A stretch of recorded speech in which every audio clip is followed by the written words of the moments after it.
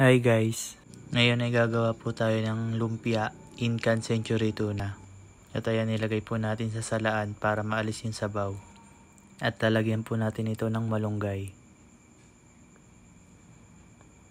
carrots,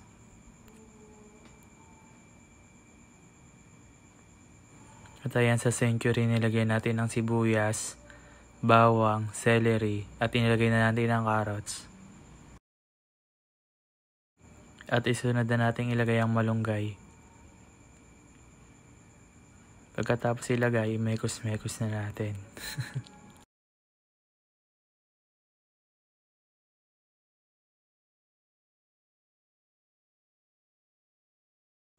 At lagyan natin ng breadcrumbs para crispy.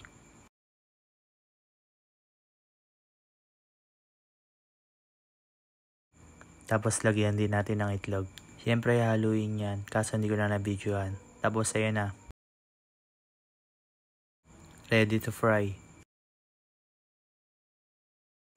At ito, gagawa tayo ng soup kapartner ng lumpia Century Tuna.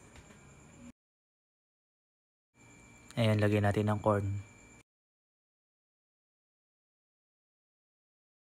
At ayan na, malapit na siyang maluto. At ito, nakasalang na ang ating lumpia Century Tuna at malapit na siyang maluto.